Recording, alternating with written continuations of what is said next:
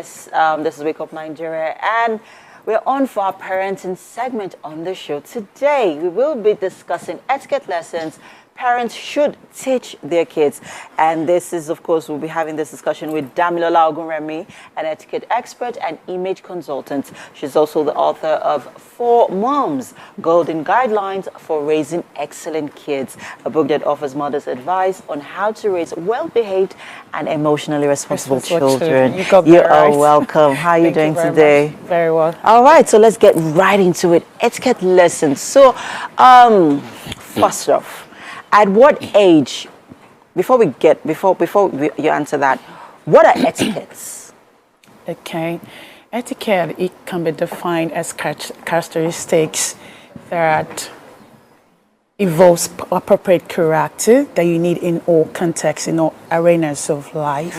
When you have them, it beefs up your reputation. Okay. So etiquette is just that, appropriate behaviors. Now let's look at what age do you start to imbibe these etiquettes in your kids? Okay. As soon as a child can stretch their hand to ask for something, Mommy, I want biscuit.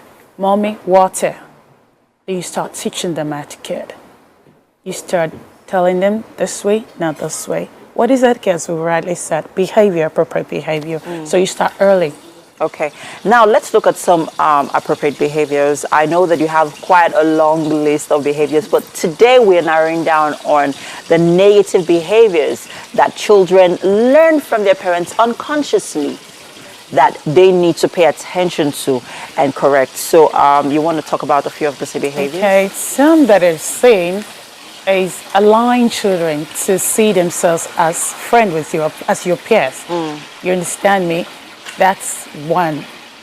Then allowing children to hate you and just let them get away.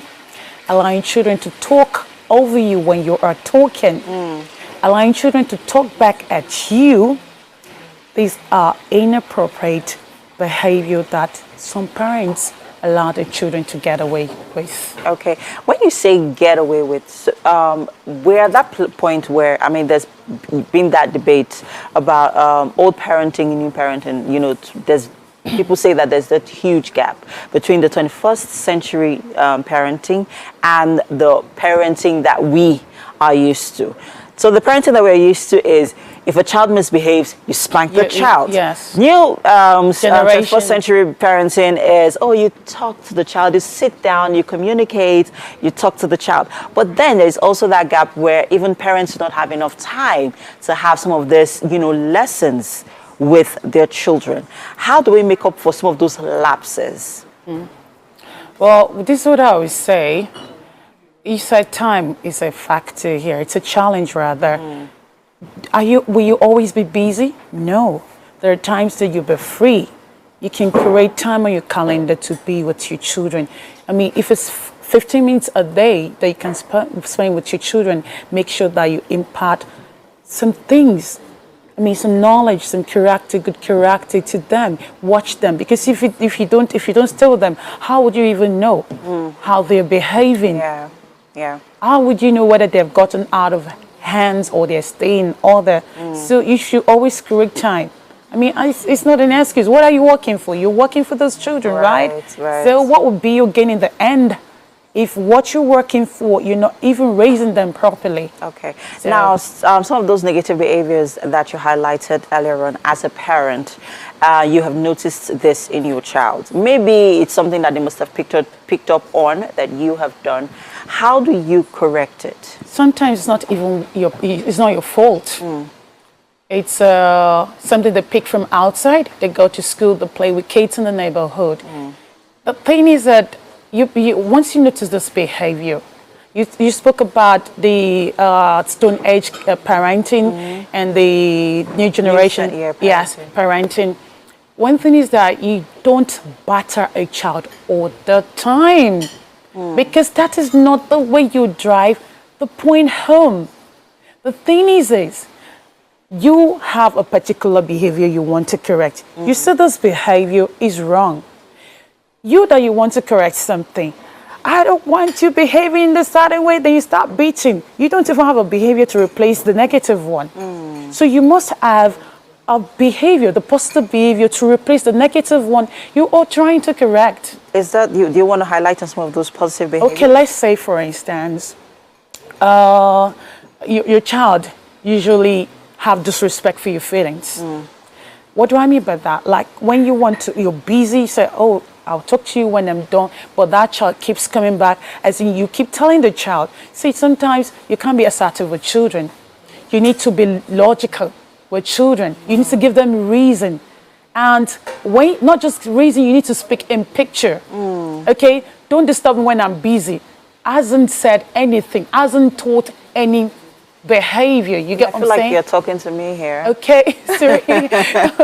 Oh, you feel like you're talking to me? Yeah, talking to me so, here. What do I mean by talking in picture? Okay? Don't disturb me when I'm busy. That's just talking. Okay. Children want reason. Okay? When I'm busy, you wait until I'm done.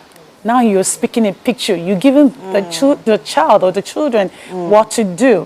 When I'm done, when you say that I'm busy, you wait until I'm done before you talk to me, and not, don't talk to me when I'm busy. I've told you I'm busy. Okay. Another example that you'd like to raise? Okay. So that, okay, let me create a scenario for you, right? Because this happened recently. Yeah. So I had a visitor over, and I would always tell the girls that, so when I'm on the phone, do not interrupt mommy. When I'm with a visitor, or when I'm even talking to your dad, do not interrupt me. Like, these are adults having conversations. You shouldn't, interrupt. It is rude to interrupt. And, kids, you have to keep, nurturing, correcting, and telling them. So, but they'll keep doing it, and I have to keep reminding them. And then there are times where, because they keep doing it, you would just snap, at them, and they would get it, right? So, in that kind of scenarios, what would you think is the best way to approach? Okay, now I spoke about using the word don't. Don't just use the word don't. When you see I and your dad talking, don't interrupt. You're still not communicating. Put it in picture, like you rightly said. Like when you see myself and your dad talking, you wait. Wait, tell them what to do. Speak in picture. What you want, put it in picture. It's more like being assertive as well. Yes. When you see me and your dad talking, you wait until we are done. No, don't interrupt. Now, if you speak in this way to children need picture. They relate in picture. Give them picture. Put the picture what you want. Okay. Across. Then when you've done that over time, and I'm telling you, you should put this in practice. It will work for you. It has worked for me. You get? So if that is not happening now, you put this behavior down. This is see, sometimes, I'm sure you have fragile home, some expected behavior around the house. You can list them. You listed them. Yes, and then the consequences. In front, you put an hyphen. Okay. Then the consequences. Mommy says that if we don't do this is what will happen to us. So everybody. And sometimes you follow the consequences or the behavior with a reward. Then when we do this, there is a reward. I'm not saying you should be bribing them all the time. Exactly. I was coming to that. No, not bribing them all the time. But you see, when you reward them, it prompts them to behave more. I mean, to repeat that positive behavior over and over again. Thank you so much. I have learned a lot from this conversation, to be honest. Welcome. And I know that we are going to continue, the conversation. I think the focus is going to be on horrible things that we do. We do. Horrible mistakes. Mistakes and horrible things that we say to the children that we shouldn't say. Then we also look at horrible things that children say to us that we shouldn't. We'll continue that conversation, of course, next week. Thank you for being here. Thank you for having me. And I hope you watching at home have learned something from this conversation.